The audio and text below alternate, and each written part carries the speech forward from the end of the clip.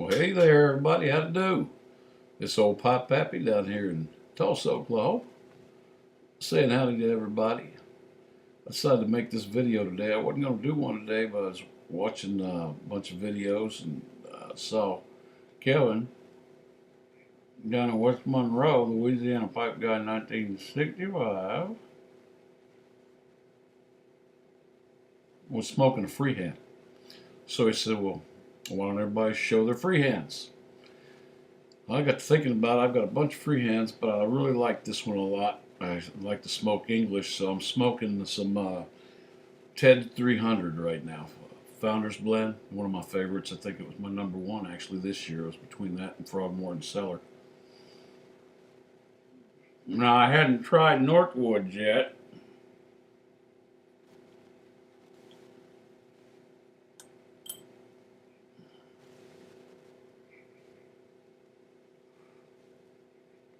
And I like that Northwoods. That's good stuff.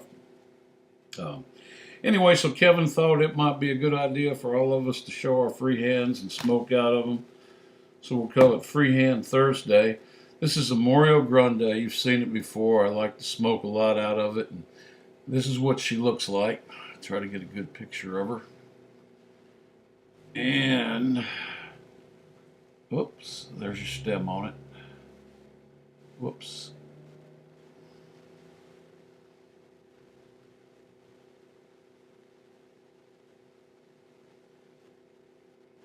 No, that's her.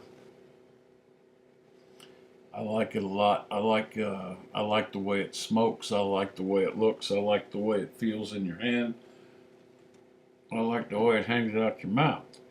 Not much I don't like about this pipe at all. I reserve it for dedication to English pipes. Get her going again. I noticed Kevin was talking about being on the lake. And this Saturday,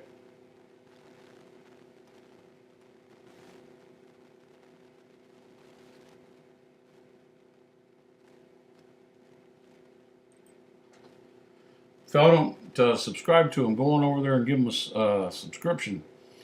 Sub him out there. It's Louisiana Pipe Guy 1965. But he was talking about being out on the lake.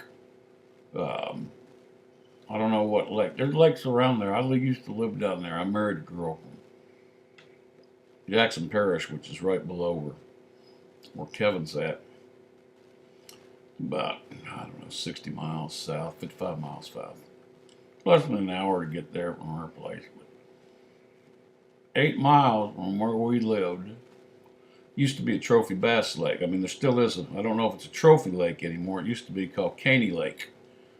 And they were pulling some big ones. I mean, you can pull an 8-pounder out of there, no problem at all. I forget what the records were. I think it was like around 14 something. And anyway, good sized fish come out of there. And they got a little restaurant right there where you got a boat launch. And they got a built-in tank.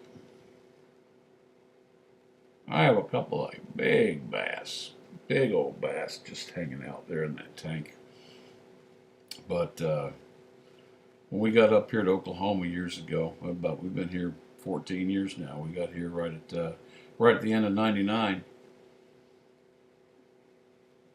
and we're surrounded by lakes. It's fantastic.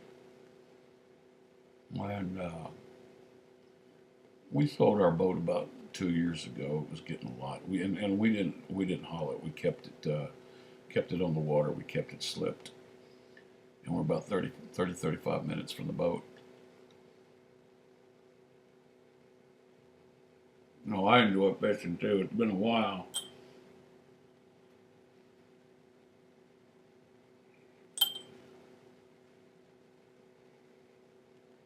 About the end of my bowl here. But yeah, so Kevin, what lake are y'all talking about? You talking about Katy Lake or Black Lake, or where do y'all go there? They're loaded with lakes around there. It's a great place to go fishing. Like I said, we sold our boat, but I'm not kidding you, I've got probably 20, 25 boxes of tackle, maybe 30 or more rods and reels. It's just ridiculous. I'd go Uh, you couldn't get me near Bass Pro. Now, if I walked into Bass Pro, I was walking out with a bunch of stuff. I was pretty bad for a while, but kind of like tobaccos now. I'm about the bottom of this. But I'll tell you what, there's good stuff. I'm gonna go ahead and cover on out. Mm-hmm.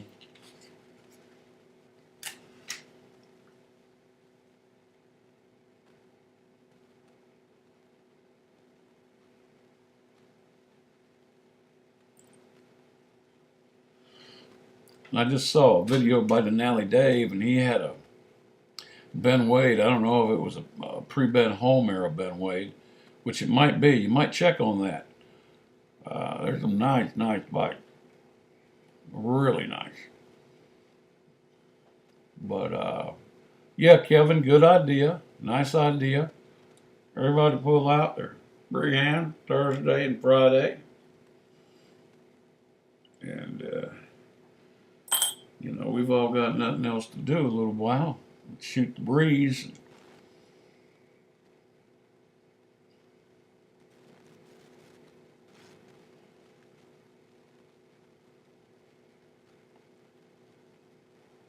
Anyway, don't have a whole lot to say. Just it's still frozen tundra down here. We're up, thank God, in the 30s.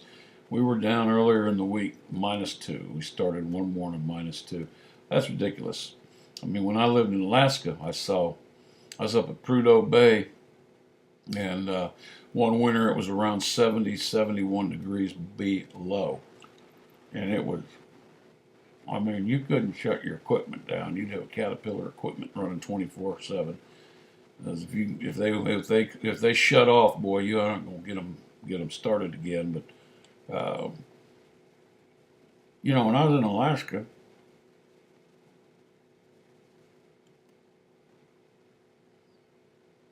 I was commercial fishing out of Kodiak. Kodiak, man, I got pictures of me in shorts. I was a young old buck walking around Kodiak, either the docks or there was a beach at the end of the island, and you go down there and not a footprint one, nothing. I mean, it was absolutely pristine, beautiful. Water those ice cold. I mean, you can, back when we were fishing, we had what was called Bailey survival suits, and that was the best you could get then. I don't know what they've got now, but it would save your life if you fell overboard, and because they could fetch you out of there in about 30 or 40 minutes. It's good to about 45 minutes before you freeze, but hypothermia is set in and whatnot. Water's cold. I mean, it's really, really cold, but I fished down there, and I spent a lot of the summer times down there in Kodiak. Saw brown bear. We'd go up the Buskin River and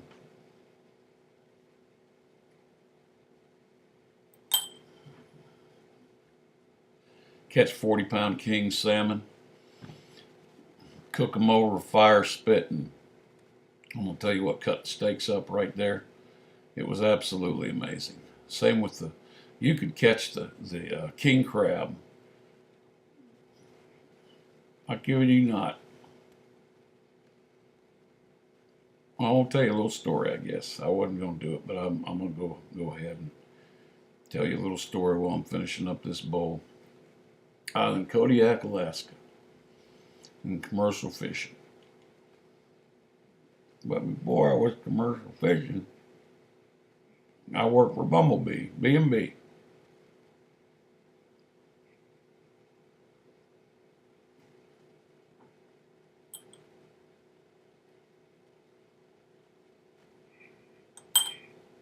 Can't even get it going tamper. Let me take a look at there.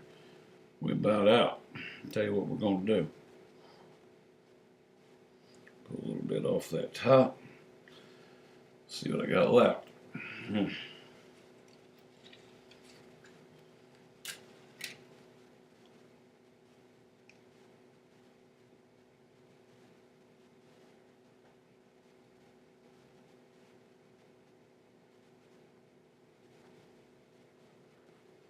Yeah, she's about gone, but But anyway, we'd come in and um, to this. I'd worked for B&B, and it's a long story I won't go into now. But I got on a boat and basically busted it off the docks. I mean, finally got on a boat and I took some halibut heads. At about 5 o'clock in the morning, these canneries, these gals, Filipino gals, would come in, and when the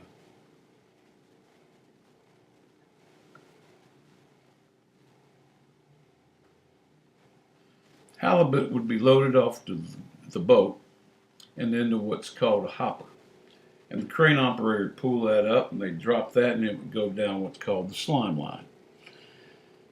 And the first spot would be the guillotine man would cut off their heads, they'd drop into a vat, go down the slime line, you pull all the guts out of it, wash it off, hit the end, they'd weigh it, tag it, put it in the casings, and load it up on the forklifts, and they'd take them off to the freezer and IQF them, quick freeze them. Well, one day, I had some time on my hands. I got to thinking about it. I thought, you know what I'm going to do?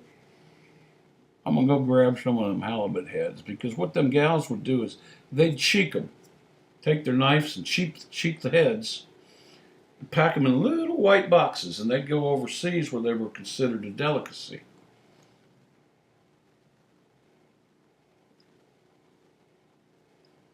I'm fighting this thing. But you take the halibut heads, and I'd go down to the end of the dock, and I'd get me a crab pot, and I'd rig up that crab pot with halibut heads all hooked to the side of it, and I'd drop it down off that dock.